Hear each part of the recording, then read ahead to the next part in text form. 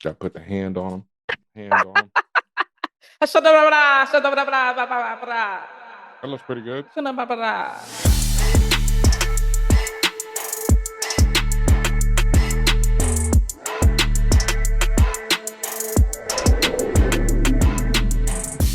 And what's up, y'all? And welcome to another episode of the ForAllNerds show. It's your boy, DJ Benhameen, a.k.a. Peter Parker Lewis Can't Lose, Uncle Ben's Nice, Ben Trim, a.k.a. The Fling, Weed Richards, Baractus, Stay Woke Kane, here in the spaceship tonight. And as always, I'm joined by Weed Richards. Weed Richards, Baractus. Oh my God. Okay. Your boy is in the house, folks. Lord.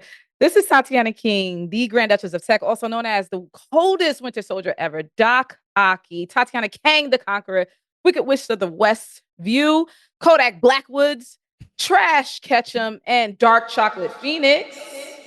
How are you, Benhameen?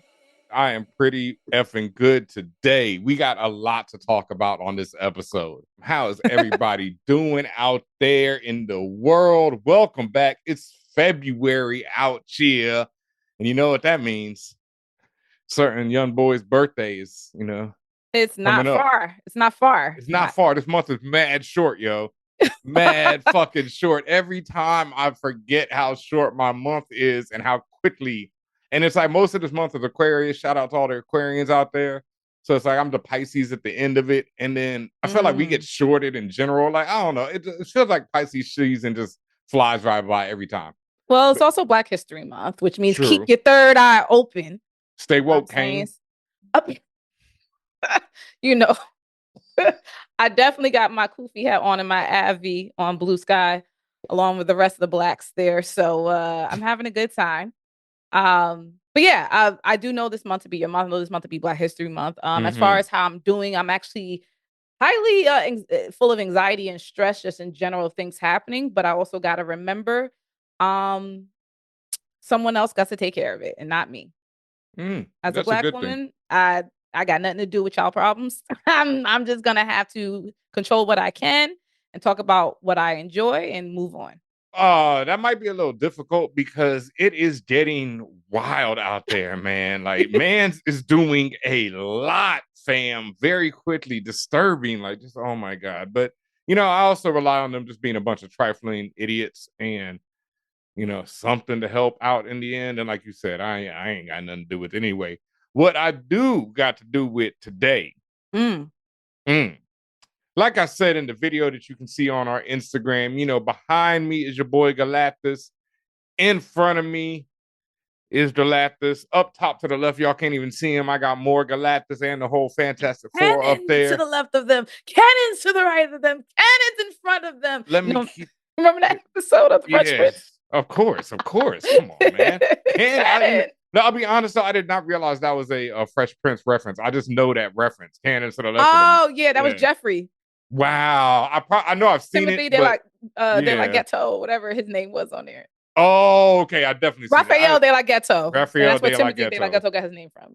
Yeah, that's what I'm saying. I've seen pretty much every episode of Fresh Prince, I'm pretty sure. But yeah, like I didn't remember that's where from. But yes, folks. The first, and this is only the teaser trailer, really. The teaser trailer for Fantastic Four First Steps dropped early this morning. It was honestly everything I could want. I am as you see, I am Galactus is probably my favorite character in the Marvel Universe. The Fantastic Four, honestly, are some of my favorite comic books growing up. There was a run by John Byrne, the legend. He wrote and drew it. It's one of my favorite runs in comics. Like, John is just an incredible artist, and his writing at that time was peak shit. It was fire. Pure fire. I don't even know the cat's name right now, but the motherfucker is absolutely destroying Fantastic Four right now. Like, the Fantastic Four comic book right now is one of the best things on the stands. Go pick it up, y'all. It's perfect Fantastic Four, and you're gonna see a lot of the vibe, at least, in this movie, because it's about the family, and that is what very Vin Diesel.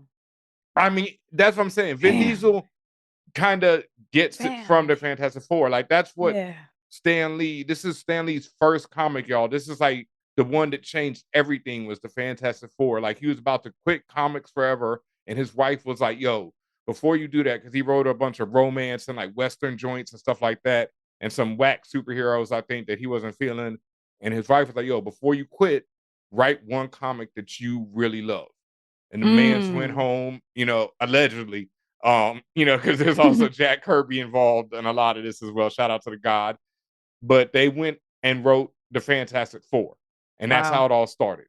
You know what I mean? And it starts right there with all four of them, the four elements, and the family from the beginning. That's what made them different. They were a family of superheroes. They were publicly known. They, everybody knew them. Everybody, the thing was out there in his suit. All the issues you see in this trailer comes from these early comics, and it's all been refined and redone throughout the ages by everyone. But it's just they got the essence in that trailer, and I was damn near crying. Like, Ben has always been a rock is killing me right now. That's up there with that moment in the Man of Steel joint. You are my son, or whatever he said to him in that first joint. That's what he said. Yeah, some shit he says to It was him, and very that shit, heartfelt. It was it very deep crushes me. on many levels. Yeah, but Sue Storm being the anchor, being the link in the family, and like being one of the dopest characters in Marvel as well, and holding that whole shit together, and like putting Reed in his place. Everything was in that.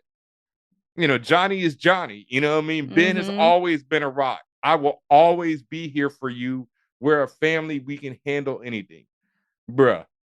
Yeah. And I think the tone is what is going to propel this to be successful. Yeah. Absolutely. Because similarly, I have background with Fantastic Four, albeit from different medium, from the old cartoon, Fire. And as well as the live actions from the 2000s. So, Fire. People sleep on them so shits. There was actually, like, really thinking back at it, there wasn't necessarily anything critically wrong with them movies. Like, even when they was like playing loose and fast with the casting, like, it still worked. And even when you go back, like, yeah, there's gonna be some wonky things here and there, but it's not a bad film. Like, I never thought the Fantastic Four films was just straight up bad. They while they tried to do like the cool 2000 shit, like, oh, I'm gonna make you wear a cool outfit and this and that, like, they still try to keep the general spirit there, right? And like, for the same reasons why Michael Chiklis has forever been my like number one Ben Grimm. Like, no one could tell me anybody else was Ben Grimm, and he is that, whatever it is, right? Seeing that evolution between Chris Evans as Johnny Storm and then Michael B. Jordan. Murdered it. And then, of course, no, Chris Evans. That's what I said. I said Chris Evans. No. You said Michael B. Jordan. I just wanted to clarify. I didn't say murdered it for both of them. You're rude. But I'm sorry. Michael B. Jordan. I loved half of that movie. Okay, whether they murdered or not, it's not my point. My point is just that tonally, those original movies still try to keep generally the heart of what those people were. And this new approach that Fantastic Four hits the nail on the head, like, and goes and takes it even further back. As Ben mentioned, the comics, I came from the cartoon. It went back to that, and then threw some cool shit in there. And I think that's what's going to set this off, because bringing it back to basics, but then adding cool shit. The other reason why I think that this is actually going to be an easy win for Marvel, if what I saw from the trailer is truly what we see from the full film, is because when we talk about creative and art direction, that retro futuristic approach, as opposed to, remember I said where the 2000s tripped up was y'all niggas wanted to be the Matrix, right? Y'all wanted to make everything flashy. It's just like, hey, you have the setup of the family, but give me a real, I don't want to say down home, but a real heartfelt story. And I think that's where this trailer is taking it. And like I said, I really hope the film remains in that space, because that's what's going to make this movie a winner. And again, as mentioned, the creative direction, when we see that it's a retro futuristic 60s approach, but it looks good. It looks clean. In the trailer itself, the color grading that they use, like that Technicolor, like, I noticed, like, visually, you notice those differences. And especially now in 2025, that's going to stand out significantly from things you see in the space, in the film space right now. Casting forever on point. Homegirl from, I call her homegirl from the Mission Impossible series. I was worried about her. Why would you be worried about her? Okay, because she is serious? No, okay, listen. It was for reasons. Because she is so good in Mission Impossible, and she is stunning too. The woman is absolutely gorgeous. But it's like she's so icy in Mission Impossible that I wasn't sure. I haven't seen her much else where I could see, okay, she can do Sue Storm. And then this trailer had me like, fuck.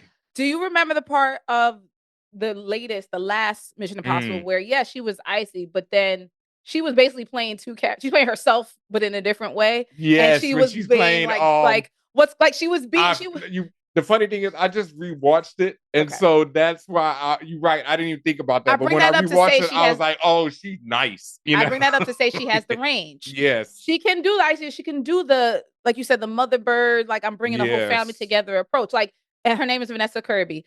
Vanessa, I had no doubts about her. I was like, "Oh, she got that shit." And she has the old school look of what Sue Storm looks like.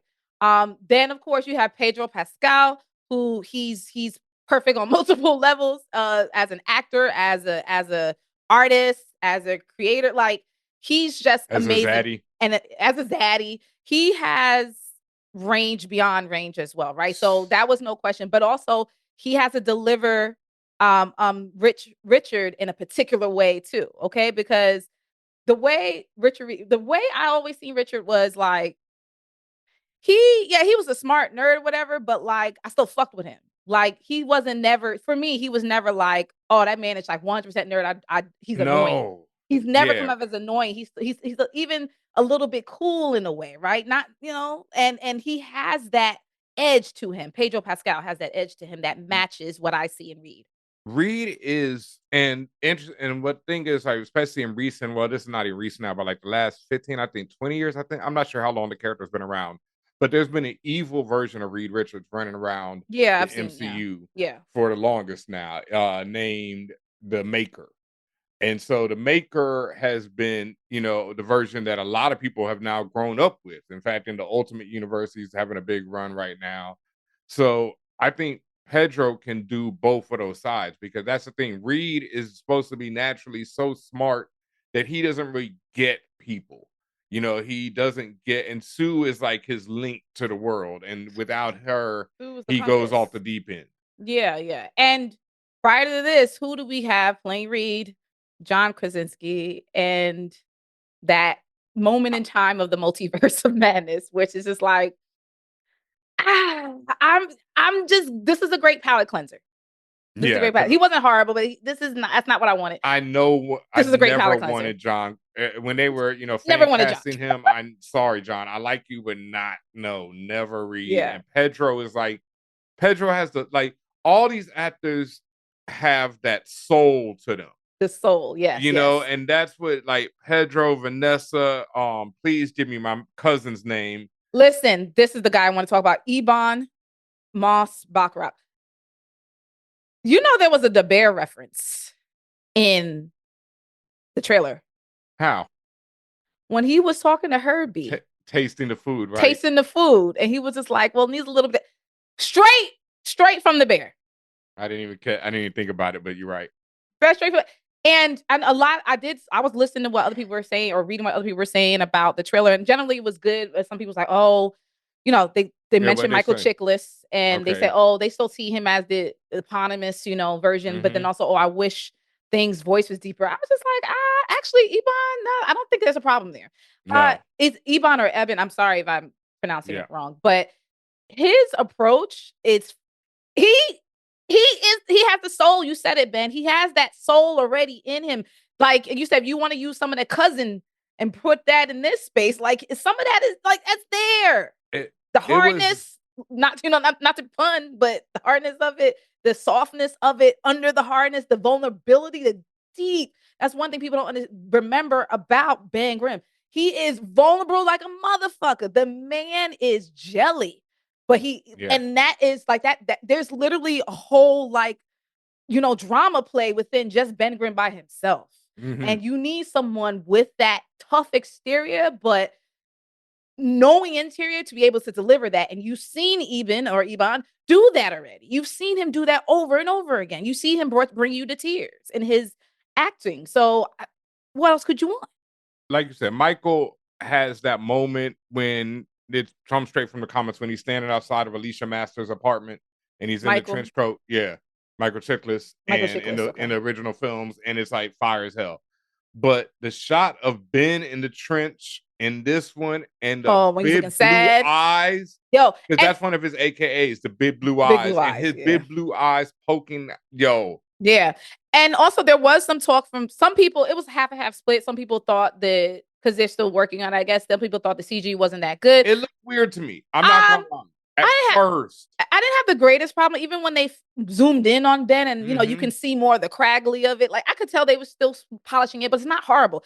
When you said that blue eye part, that's actually when I got set off by the blue eyes. When it went in the beginning, when he was talking to Herbie, when it went to him and he was tasting the food and his eyes went back and forth, I said, oh, like that's when I was like, oh, they really trying to make this shit happen for real. I'm with it. No, I'm awake.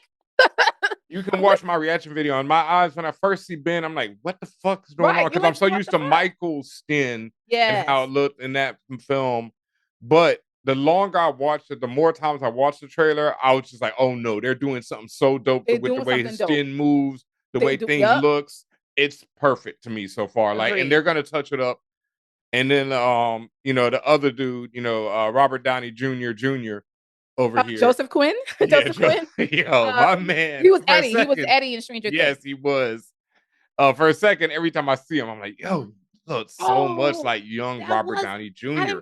You know what? I thought about that when I was on the plane recently and watched Quiet Place Day 1.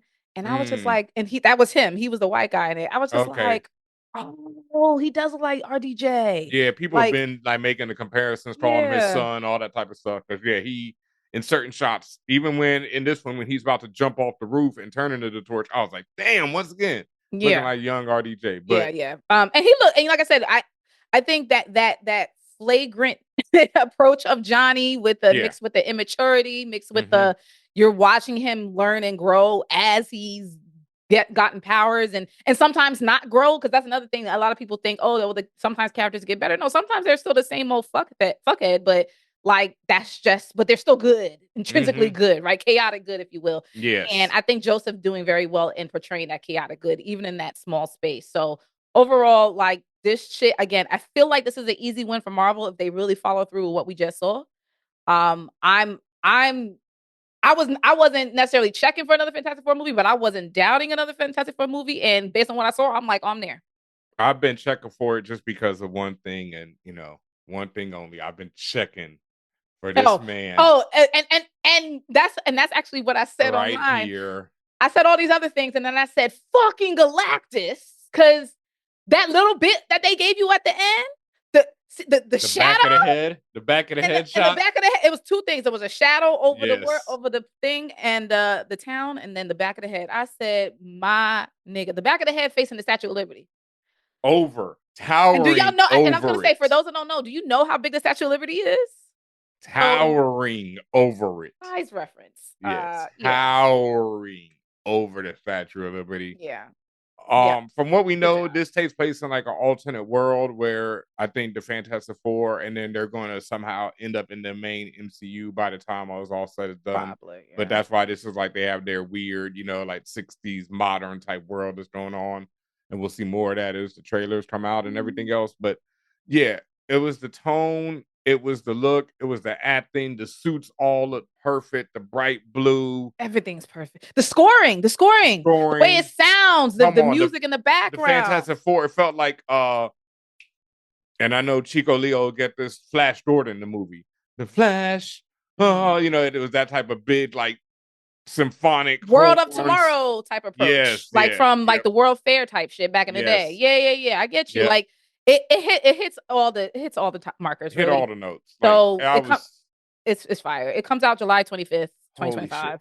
And it's funny. It was like just like last week. I was sitting there thinking, like, yo, that movie is really coming out this year. I'm like, y'all don't know. It's almost done now. I'm having a Galactus mask.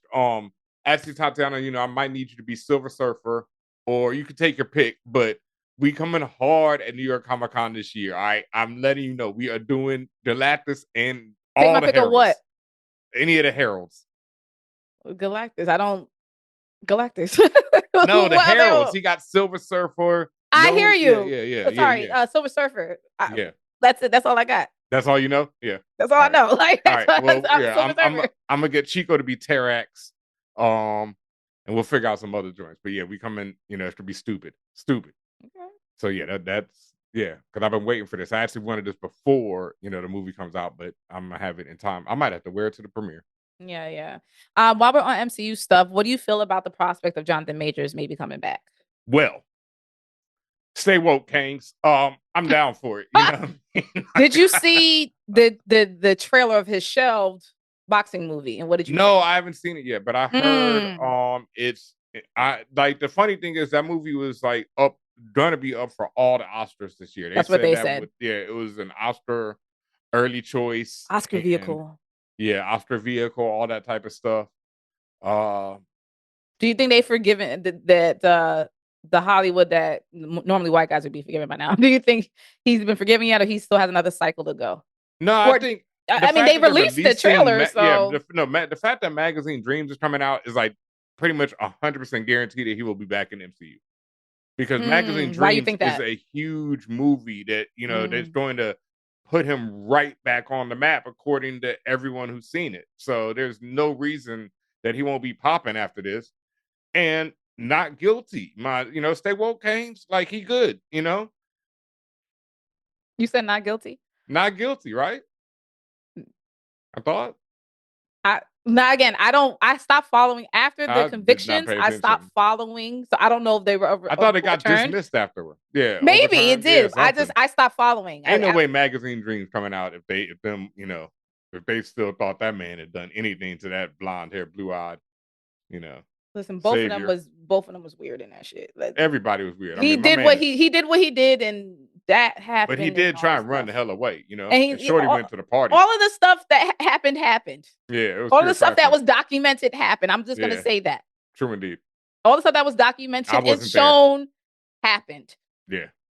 That aside, as far as them bringing him back, it's just interesting. It's just interesting work. I mean, it's real interesting, especially if they've gone to this length to, change the movie to Doomsday and they've started filming. I'm just like, what? That's why I just like, this is damn, that must hurt. Like, is he gonna be like are they gonna bring him back to kill him like everybody says? Because in the original Secret Wars, Kang gets killed by Dr. Doom. Stay woke. Please stop saying that. Kang. But didn't Kang get like carted off by a bunch of ants at the end of Quantumania? So like, what do you mean? He got that was one Kang. Hard. I mean, we had the other Kangs who, almost sounded like monkeys. So again, only you heard that. I wasn't the only one. People on the internet also agreed with me. People everywhere were saying. Who's everywhere? It's like two people. Like what? People everywhere. Okay, fine, whatever. Many people are saying. Whatever. I think just to wrap up the Marvel stuff, Ben, you are on Marvel Rivals. You doing it on what you do on PS or yeah, PS5. All right. Sometimes I'm trash, folks. Let me say that. I am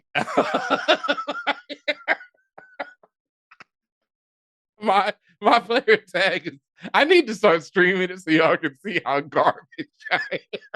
You gotta rename your channel to Trash Streamer. For real. I mean, it's like I'm pretty good at Overwatch, which is why I don't understand how I am garbage. Because it's not the same mechanics necessarily. That third person view, I can't stand it. It's not all I cannot the same. stand that third person. Yes, it is.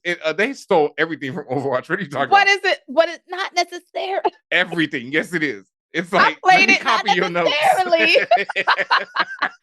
Necessarily. Like they was on the locker outside of class. Stop.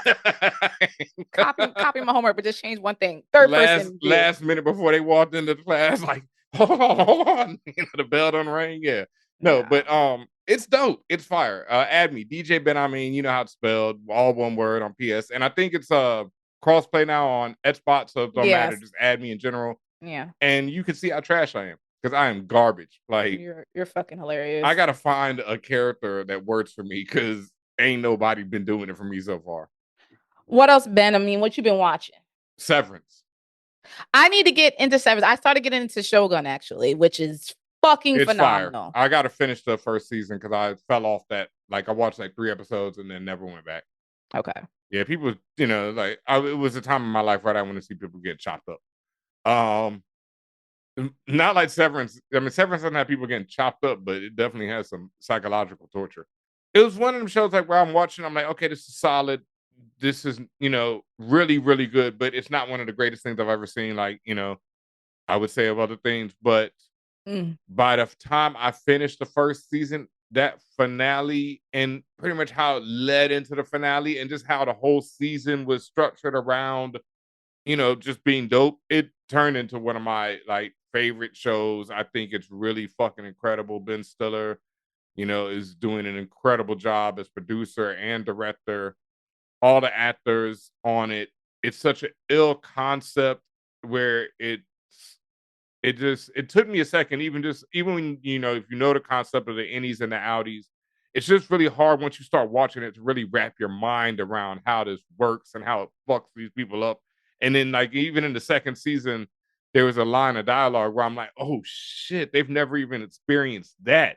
That's crazy. How could you Mm. imagine that? So it's like it's a very ill concept and a very ill show, and I'm really hyped to see where it goes. The second season is now ongoing on Apple TV.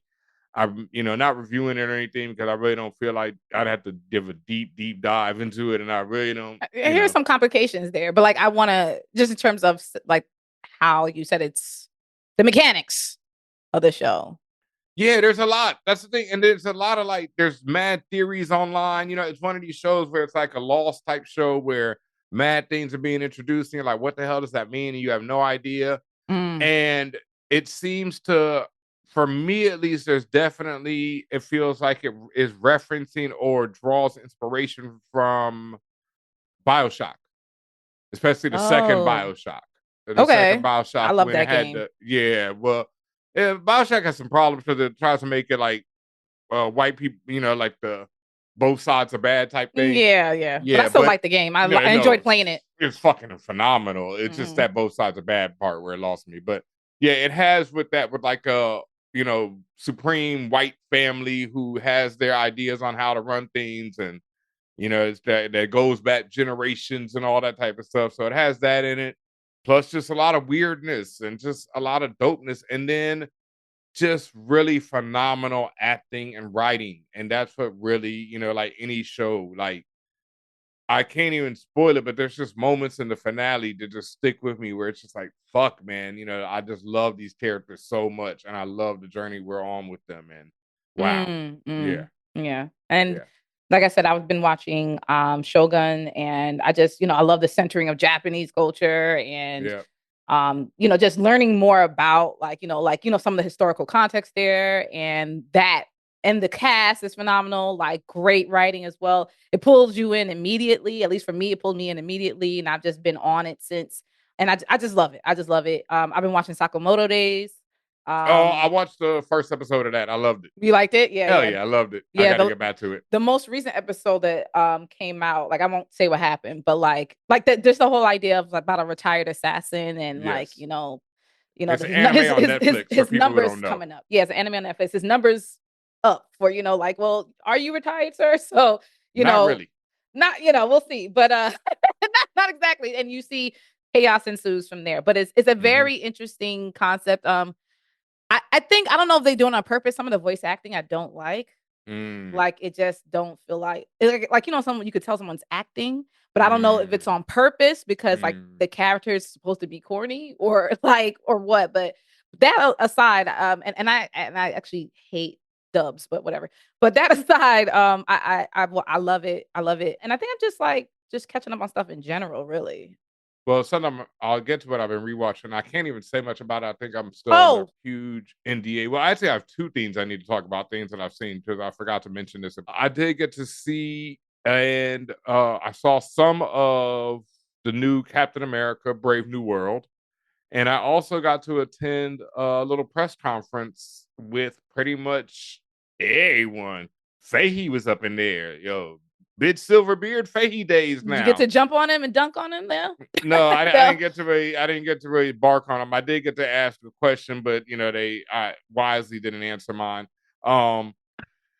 Yeah. Well, I went for two good ones, but yeah. Anyway, it was a really dope conference. Really dope footage seen from the film, and it seems that this might be what people have been waiting for from since Endgame. And Anthony Mackie said something really dope. Well, not really dope, but it was just interesting. Was during the that where press he con- talked about the America where Captain No, America no, is this an is after American? that. Okay. This is after that. This is after he said it, then walked it back, Oh, well, which she is didn't have funny. to That because was one Chris of said my the exact same thing. that was my question, and that's what they didn't want to. I think that's why they didn't answer that, because I don't think they wanted to go back to that type of shit. Because I basically was like, "Yo, why are you getting when basically Chris and the comics have said the same thing since the beginning of time." But we all know why, because he's black. Yeah. Black. So you're black. You Black Panther. but you're black. But what thing that he did say was he was on set for Endgame, and Fahey told him it's to take a long time for us to get past this and for audiences to get past this, because this is such a first in a lifetime occurrence. Endgame, after 20 something odd Marvel movies, all culminating in this first time this has ever happened, in the history of cinema. So people aren't just trying to be like, "Oh, what's next?" and just be hyped for it, and that's the problem. Even though most of the things, especially the films they've released since then, have been kind of, with like exceptional. I think Guardians of the Galaxy was really fire. Yeah, I can't remember anything else Don't offhand. even Sorry. think. Yeah, sorry, can't remember anything else offhand. But even if they come with some super fire right after, I think it would have been hard for anything to match up to the emotional level of Endgame and Infinity War. The 1-2 punch of that. So this seems to be the moment where they start getting back on that path. Wait, Eternals was after that too. Damn, right? I mean, I like Eternals, but yeah, they've had a lot We of know what movies since happened then. with their Yeah, they've had a lot of movies. Oof. But this is like he was saying, like the first building block towards that next, moment. Yeah, the next cycle. Yeah. The next big cycle where people are gonna care again. So Yep. And then the other thing that I really can't even say much about at all that I've been peeping, actually I peeped the whole first season of it, is I think it's called The Producers. It's coming on Apple as well. It's starring Seth Rogen. And I'll just give you the short synopsis. To me, it feels like a grown version of Entourage, because Seth plays a Hollywood studio head. He goes from like an exec to being the head of the studio, and he's trying to handle all the ins and outs of Hollywood. And each episode is like 20-30 minutes with guest stars galore, all kind of Hollywood people on every different episode. School show, entertaining, enjoyable, and funny. Comes soon on Apple. So if you're peeping Severance, something else to peep on there, definitely. Yeah, and I like Seth. I like Seth Rogen. So Yeah, that's what kept me watching this Seth. I mess with him. So he definitely holds it throughout the show. And it's funny, people are talking about the Grammys and how we don't see a lot of physical comedy. And I don't know if it was intentional, but it felt like it was. Because this man takes an L on like every episode. Like every episode, it's probably intentional. He's very self-deprecating. I mean, like horrible falls. So yeah, if you like that type of it was hilarious usually too. So yeah.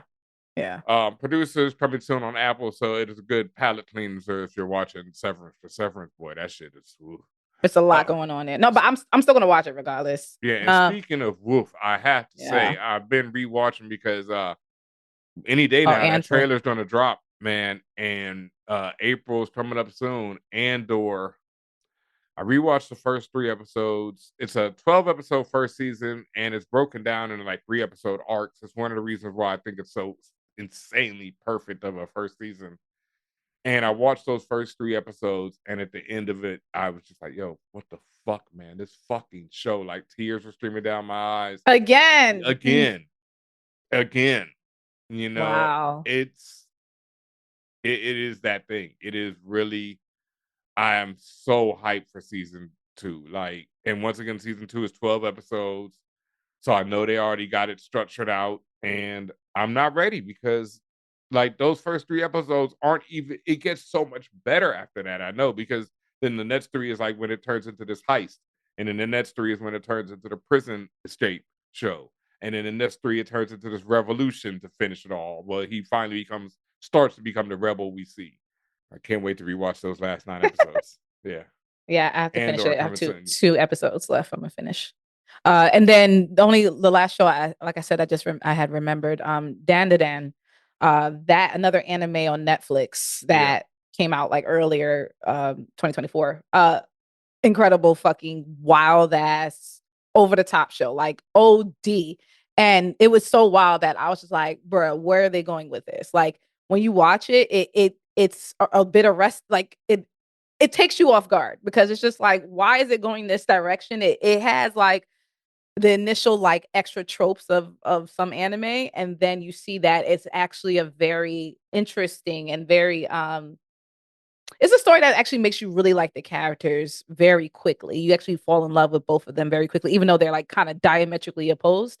It's still very attractive to watch. And like if if you ever watch like back in the day, Fooly Cooly FLCL, if you ever watch Kill la Kill, like any of that stuff where like that art type where it looks like it's kind of like ragged and crazy sometimes, but then also at certain points it's very beautiful, clean lines. Like that's the art style here. And I can't even tell you what the fuck this show is about. I can, but it's what I'm telling you is just not nowhere near everything. It's about a, teenagers in school that one is a geek, one is a cool girl, and the boy, he believes in like aliens and shit. She believes in ghosts. And a friendship ensues. And it gets wild from there. Like absolutely wild. First episode, out of control. But it's really fun. If you're watching me right now, I was like disinterested until that last bit, and then it was like, yeah, it's just because it doesn't like even just to explain it. It's just like, all right, but then when you watch it, you just go, holy fuck, what's happening right now? And it's enough to make you go, well, let me see what they about to do next episode. And then by that part, you hooked. My brother, shout out to my bro, the Grime, and his younger brother, Ashman. Ashman was actually recommending me Dan to Dan, and he recommended me something, whatever days. So Sakamoto Days. Sakamoto Days. So I already peeped Sakamoto Days. So shout out to Ashman because that was a great one. And so I'm gonna peep Dan to Dan as well. Yeah, absolutely fantastic. Rounding out. Yeah. Stay woke, Kings. Guess we gotta talk about this. The voice actor of Spider-Man in your friendly neighborhood dumbass. And your friendly neighborhood Spider-Man. He was interviewed by, I forgot what outlet was interviewing him. Like, they was like, oh, what do you think about like when you first read the script and you learned about it? Like, what did you feel about the series? And I'm paraphrasing, but he was just like, oh, I thought it was pretty cool. I'm just glad it's not like it wasn't woke. And that's the thing, right? And I'm like, why open your mouth? Why do you say things? Normally woke, which is always it's like sad and hilarious to me because I'm an older gentleman and I grew up when stay woke was actual thing. In the 90s people would say it as a way to talk about being aware of what was going on in society, things of that nature. And then it became like a joke even amongst Black people, and we stopped saying it like we do with most things. And then somehow white people, picked it up. I think it might have been Atlanta, maybe, because, what's the name would say, Darius would say that shit as a joke on there. Well, I'm not even going to put that on. I ain't going to put that on homie to say it's his fault that white people picked it up. No, I don't know when. I'm just saying, why? That's not it got picked up from a political spectrum where but it's so weird to me because it's like we stopped saying it. And we did stop saying it for the longest. And then suddenly it was like, everything was woke again. And I'm like, no, we don't care about. Yeah. But anyway, so like I was trying to give homie the benefit of the doubt, long story short, because I was like, maybe he's saying the scripts aren't pandering, which I also feel is a dog whistle as well when people say things are pandering. So it's tough either way, but I was just trying to give him the benefit of the doubt. I see that Marvel in general has been like zippity doo dah zippity day on this shit. We ain't got a word to say. Listen. So the actual quote things, and again, so apologies for my pronunciations or mispronunciations, but with Thames, not really. He said the end of his quote was his biggest fear was that Spider-Man, your friendly neighborhood Spider-Man, was going to be annoying and woke. And interestingly, the showrunner Jeff Trammell, he actually said he didn't focus too much on what he said. He said he thinks he's misspoke. He knows that has been weighing on him because literally as soon as that shit came out, the internet went up. And not in a good way, not in a party type way. Everyone said, what the fuck do you mean? Because at the end of the day, regardless of what was meant, then this is me talking, regardless of what was misspoken, words mean things, and even the words that have been co-opted. And when it's said by certain people or said enough times to mean something totally different than an original intent, and it's repeated by someone who could potentially be part of that group, i.e. a white man, people are going to feel away, okay? So I think regardless of whether he misspoke or he does feel bad, and that's not exactly what he means, the fact of the matter is you still said woke, which means that is in your lexicon. And I think that that's that's in your head. Like there's certain words I do and do not say because that's part of my lexicon or not part of my lexicon, right? And I know what it means because that's the word I use all the time. So that's why I'm just like, I see potentially if he didn't exactly mean it that way, but you still use that word. And if you meant that word in that, and you meant that word in that context. So it's just like, why would people not be mad about it? To your point, no one's really saying much about it. This is blown over. Yeah. The show was really good. Really good. Really good. We had our review of the first 2 episodes. There are now 3, 4, and 5 just dropped tomorrow. By the time you hear this, 6 and 7 will be out. I will say that how are you feeling about Harry Osborn? Harry, I don't have a problem with him. I don't have a problem with him. I think I can't really discuss things because it's like, I mean, I'm clear. I can ask you a question. What do you think Harry's sexuality is meant to be portrayed as? Potentially bisexual. I mean, he's giving off color room vibes for me. So yeah, okay, definitely. All right, because later on in the series, that seems to be, it's not. You're saying that they're shying away from being overtly saying he's bi? No, later on in the series, or like is it overt? Okay, it's not overt, but there is a line reference that Harry makes to a famous line in Spider-Man comics that is normally spoken by Mary Jane to Peter. Okay. And so it was like when that line happens, and I think that will happen actually this week. Yeah, it's pretty soon. I was like, when I was watching the episode, I was like, oh, okay, wow. Like they're going there. And me personally, I didn't give a, whatever. I'm like, but for people, I think it's to be interesting. You think it's gonna be a problem? Oh, okay. I don't know about a problem because I don't know. The show seems to be like people are liking it, but not like loving it. So I don't know, I don't know if enough people are on it. Like I know there's still been like a little bit of people like not liking the animation style. Yeah. But I just think like it's just different. It's still well done. I love it.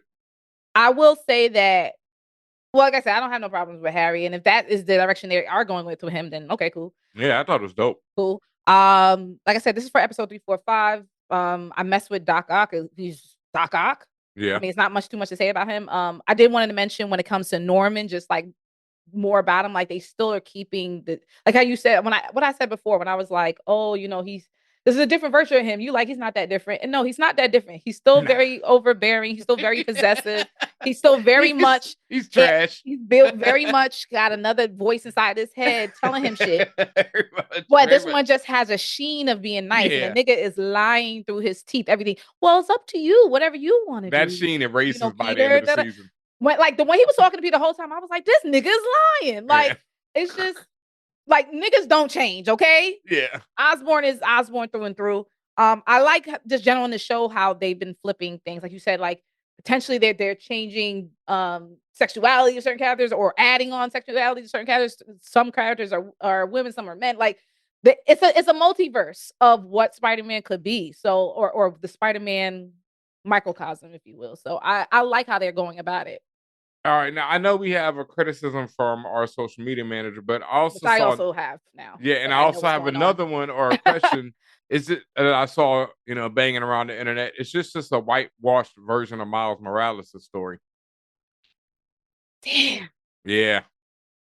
Because most of these, so not most of them, but some of these characters do come from, the Miles type universe, and it's just like Miles usually has the multicultural crew, while Peter always has, a bunch of white people around him. Here's the thing. Maybe I would feel more of a wave that, well, like if Spider-Verse didn't exist. Yeah. If those fucking top tier fucking films that, Weren't never out was there. made, then Yeah. maybe I would feel more like, damn, they Yeah, should we really ain't give got Homeboy a Miles chance. But Miles is well and well above established. Yeah. and established above this version of Spider-Man, so I don't feel as bad. No. And it's Uh like Peter needs some sauce.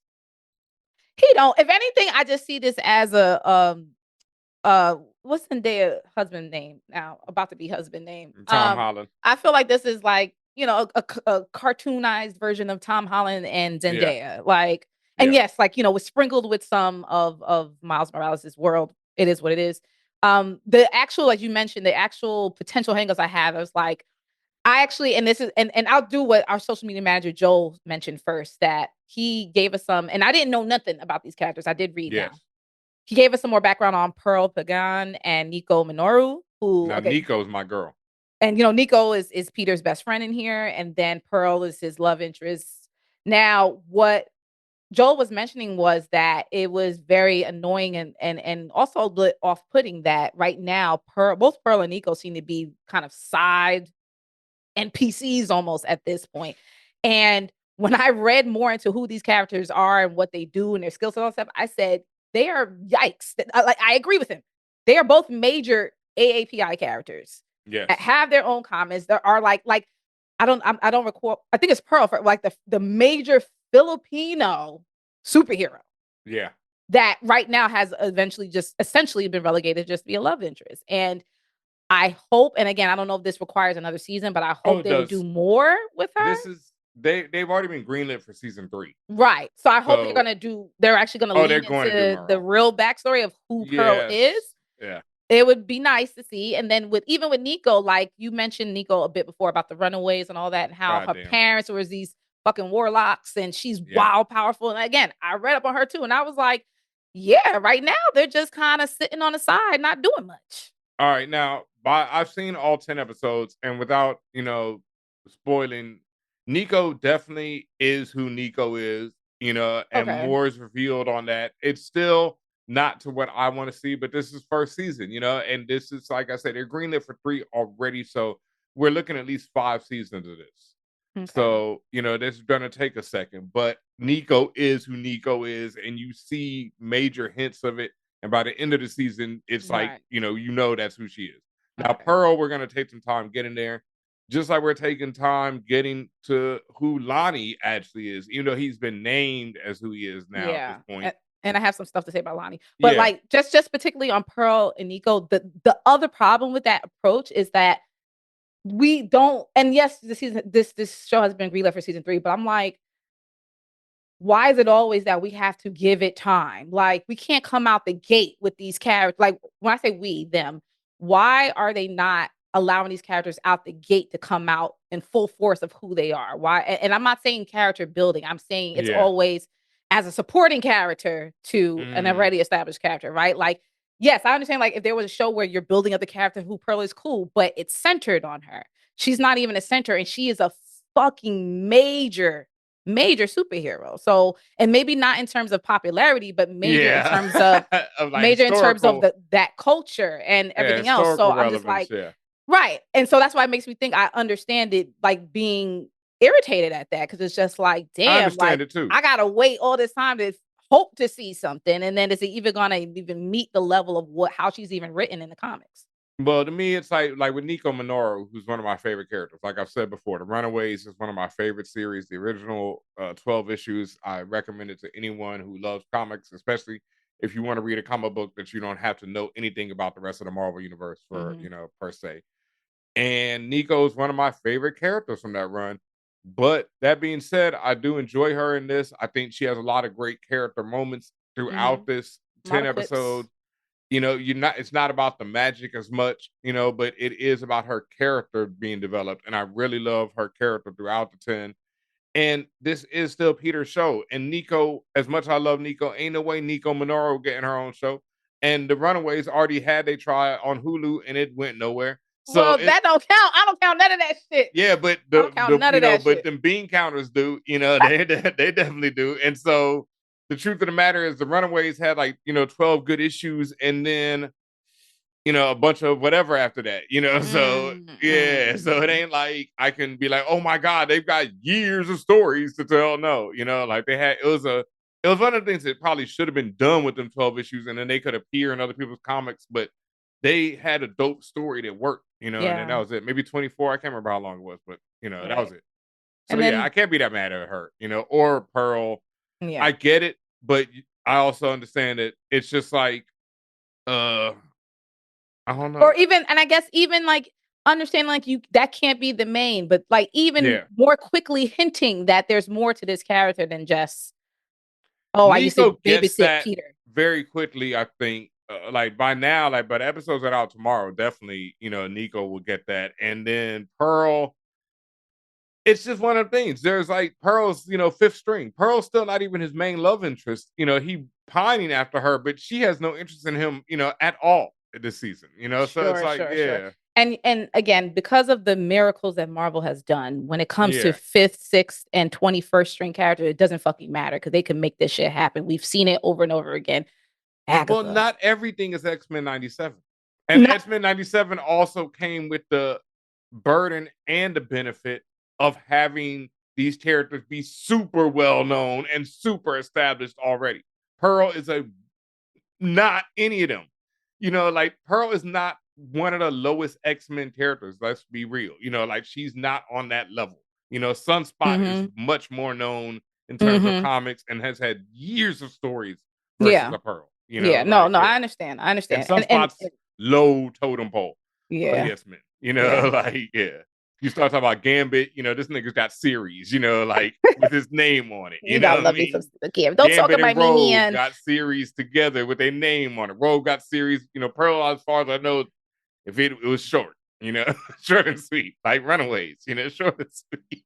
again, it's about like I get it. both No, historical and cultural no, I context, get and it. wanting that to just have to be And they seen. will, and they will. Don't worry. Like I say, Yeah. you got on this, you got like my main issue with this show is that it's 10 episodes. Like it's too short, for this type of storytelling. I feel like this feels like still like a Saturday afternoon thing where they would have like 20 episodes back in the day.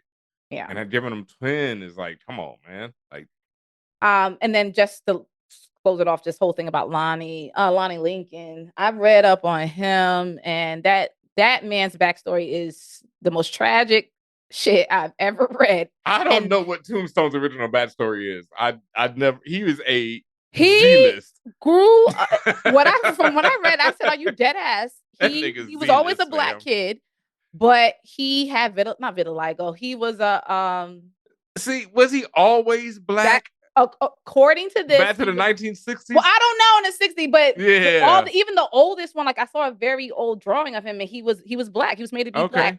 Okay. And like I said, not vitiligo, but what am I trying to say in terms of when you're born where you don't have the pigmentation, but you're Albino. albino, yes. Um, he's a hulking albino man with filed teeth. Yes. He's a notorious crime boss in New York City. Okay. Yes. And like I said, as far as most of the time, as I see it, I think, yeah, because it says his place of origin is Harlem. He's a nigga. Okay, I'm gonna find the clip because in the original, the Spider-Man cartoon that I know you grew up on, he fights Tombstone. I actually found a clip the other I day, don't but remember that. I'm gonna have it posted on Instagram because this was like way back in the day. I was watching the show, like everybody else. Happened to be, I was probably high, come older, and I'm sitting there watching the shit, and I'm like, and Tombstone and Spider-Man is fighting, and Tombstone rolls over on Spider-Man, and Spider-Man says, "He's heavy. He's not my brother." Do you know the famous reference of, he's not heavy, he's my brother? Okay. Yeah, it's a famous reference of, a black man holding another black Yeah, man. yeah. So Spider-Man said, "He's heavy, he's not my brother," and throws Tombstone off him. And I'm sitting there like, it's like one of the things like when you look, you look for the camera in the room, you like, no, well, you're like, hold on. Oh, did this cracker just say that shit? But no, that's what it was. It was a very ill reference and that's something that Spider-Man would say, if he threw a black dude off him, he'd be like, yo, he's heavy. He's not my brother. This man has the most tragic story. Like every iteration of it is just like, oh, you could have had a good life, but then you became evil. Like every iteration, I kept like, I was sad that Ben, it took me 10 minutes to read through the whole backstory. And I was just like, and he has a chance? No. Any other Man, no gets killed, betrayed, killed, betrayed, like every other word. And I was just like, he God was damn. a So I remember last week I was saying I was mad. I was like, damn, why they so on the nose with Lonnie? Like, why he got to be the kid from the wrong side of the tracks? And whoa, there's dogs barking and glass shattering. Like, yeah. guys, I get it, but they literally are just mirroring the bullshit backstory of fucking Tombstone and that whole typical inner city kid ain't got no opportunity type stuff. And I was so upset with what happened with him, where I was just like, damn, all your future and your dreams taken away from you. But I'm like, that's Tombstone. And that's also, how it could go in real life, And then, coupled with the Spider-Man world, my man's turning gray. Like But shit his is real. cornrows are so fresh. Why gotta happen I to mean, him? not for long. But I wonder would they keep the cornrows when he turns all gray. That will be hilarious. Is he gonna turn like that? Oh yeah. Yeah. Ain't no way this man is not turning gray. Just like ain't no way at some point Norman ain't putting on that suit or turning into a giant rage monster. One or the other is gonna happen. Tombstone will turn gray. And the fun, like I said, this man is Z-list to me. Like I was not the biggest Spider-Man fan growing up, but whenever Tombstone showed up in the comic, I was like, ugh. Like, come on, fam. Like, you could be fighting Scorpion, Doc Ock. He's from Harlem and starts out as a troubled youth who was bullied by his peers because he was the neighborhood's only African American albino. Like, Oh well, I mean, it is Harlem. yeah, but I'm just saying, like, that's the first sentence in his biography, I mean, and it just Harlem gets niggas. worse from there. Cameron ain't having that shit. It just gets worse from there. So anyway, I just be feeling bad about how Lonnie's going down. I'm like, he's a star. He's a star for a player just to, he got shot too. And I'm just like, shit. Is this man gonna file his teeth on this show? That's what I want to see. But again, they don't have to copy exactly how it goes in the comics, but Jesus Christ. Yeah, hopefully not. And street fighting and okay. Oh yeah, there was like I won't say yet. Well, I'll say that for the All-Star review. I was like, there's got to be a different way that you could have saved your brother, but okay. I guess yeah, I'll save it for the All-Star review because there's definitely some ish by the end of this season where I was like, okay, this is a cartoon. There had to be a different way, sir. You didn't have to give up your life to the streets to save your brother. Like, come on, bro. I keep thinking that's Killer Mike playing the Don. Oh! I feel like they really, Killer Mike needs a check. It's not Killer Mike. It's guarantee you it's not. So I mean, and he's supposed to look like, because he kind of resembles Prowler from just like a big wide version of him, but he resembles Prowler. The way that his face is drawn, anyway, he resembles Prowler from Spider-Verse. Yeah. But I get Killer Mike vibes. I guess Killer Mike ain't bald, so yeah. Okay. I just feel like Killer Mike needs a check. Who is his voice? Who is his voice? I'm not even sure. You remember his? I don't even remember his homeboy's name. Just I'm just trying to see Amadeus Cho do something. It would be nice to see him do something. Keep waiting on that. Some shit. All right. I mean, that's what I mean. Like, you gotta understand, this is not his show. I know, but I got too excited. It's a whole different show. And one other thing I like about Amadeus Cho is, like, I knew Amadeus Cho for a long time as a character who wasn't a Hulk. He was just a very smart kid, and that's like that was my version of Amadeus Cho. When he started turning into the intelligent Hulk, it was cool, but it was like I always liked the dude who was just so smart that he could figure out things around superheroes. That shit was crazy. He like sees the numbers like shit, like he can, predict which way the floor is gonna crack so he can jump over that way, and avoid danger and that type of stuff. Like that's how smart he is. Yeah, so I always like that. That was a dope ass Cho. Yeah. I like the super arrogant version though. I don't think he don't see no numbers. This man, he gonna get served. He step up. I think it's setting up to be served. That's all. Yeah, I think so. Because this man way too arrogant. Yeah. So but we'll see. We'll see what happens. And like I said, this is the 2-3-3-2 format. So 2 episodes, 3 episodes. So the next episode is gonna be 3 more episodes they're gonna throw at us. Yep. And then 2 more for the finale, and that's it. And then we got Daredevil, Captain America, and yes, and they did in fact do this format so it wouldn't run into the Daredevil release. Yep. Daredevil, as you say, is right after Daredevil, Captain America, and then rolling right in. And I think Daredevil's still gonna be running when Fantastic Four comes out, and depending on how they release it. The 203 episodes. No, but that's the thing I heard recently. It's not that. I thought they shortened it. Yeah, they shortened it to like 9, I think. And each is like season 2 has already started shooting, which would be 9 as well. I think something like that. Wow. Yeah, probably for the best. Look, Andor only needed 12, fam. 12 is to me like, Severance was 10. That was a sweet spot, for that first season. 12 for Andor was perfection. I don't know. I'd have to go back to The Wire. The Wire, I think they had like 13, 14 maybe. You don't need that many. I'll see you March 4th. March 4th is Daredevil? Yep. Okay. And it's a 9-episode first season. And on that note, what are you doing? I'll just do this live. What are you doing February 28th? Day after your birthday? Day after my birthday. Friday. Great question. I would have to look at my calendar. What's happening that day? Well, I was thinking about, because I don't know when else we can do it because this month is so short. I wanted to do something at Anyone Comics. We were supposed to, Dimitri, the owner, was proposing a video game tournament of some kind because we have a bunch of retro video game systems over there. Nice. I might do a live DJ set from there at some point this month, but I was hoping, we could do something, for all nerds. Live event, ForAllNerds live event. I know everybody will come. Everyone's going to show up, right? Everybody listening, watching will show up. So yeah, I mean, it's end of February. It'll be New York. Or you could fly in. It'll be the last day of Black, because he wanted to do something for Black History Month, obviously. Black History Month is short, or you could do a March 1st that Saturday. Kick it off. Be late like Black people. Extend our shit to say it's February 29th. Still. Oh my God. It's leap year, but it ain't. Goodbye.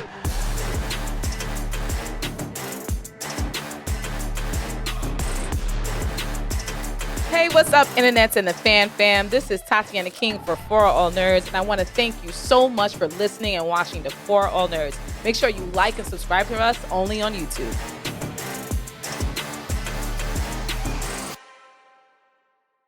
ForAllNerds Show is a member of the Loudspeakers Network, where we always say rest in peace to our founder, Combat Jack.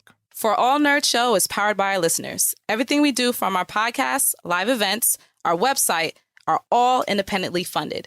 Please continue to support us through our Patreon page at patreon.com/ForAllNerds.